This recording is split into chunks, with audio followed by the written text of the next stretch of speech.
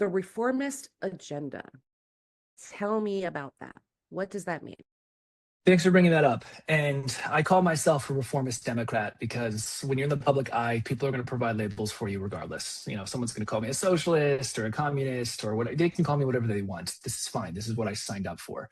But if I get to call myself anything, I believe it's reform, or believe in anything, it's for reformist, right? So I wanted to just talk about not the typical issues that Democrats always talk about, you know, a fair economy, dignity, rights, justice. These are things and values that I believe in. That's why I continue to vote for the Democratic Party.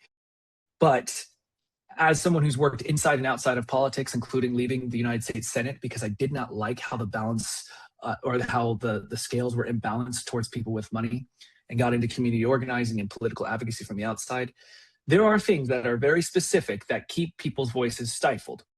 And so the reformist agenda, which I may be changing to a fair shot agenda, because I think everyone in this country deserves a fair shot, is supposed to address those issues. The number one thing, and I say this with every bit of respect that I have, but also every inch of conviction in my heart, if you are not willing to fight big money in politics, you are not willing to fight for everyday families.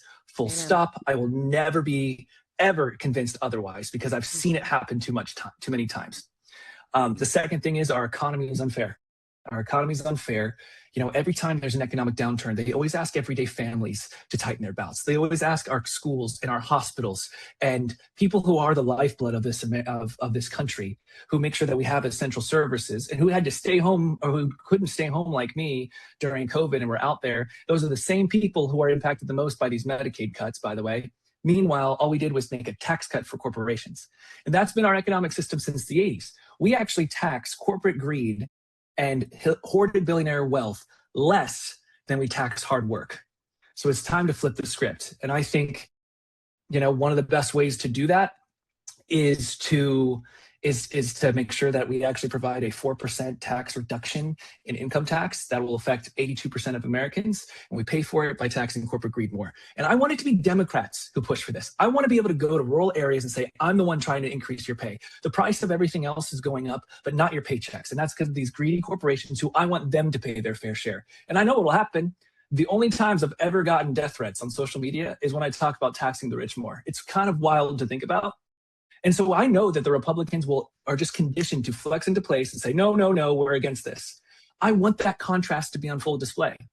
And then the third thing is just ethical reform and incentivizing good behavior by elected officials. Banning stock trading, there's no question. We have to do that. Or insider trading, excuse me.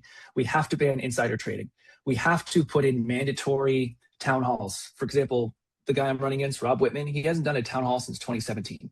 Because he thought people were mean to him. Right. People were mean. This is the most controversial thing you can do. This is the hardest thing we have to do. And that is what we signed up for. And if you want to be a public servant, you have to do things that are hard. I don't understand why that's such a big deal for some people in power.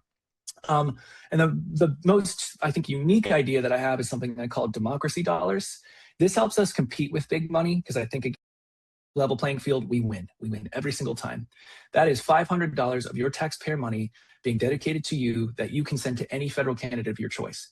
So $500 to Allison, where the first time in your life, you get to say exactly where your taxpayer money goes. You could say, I have $500 dedicated to me. I want to send 50 to Tim Sawinski. I want to send 100 to this candidate or $500 to this candidate.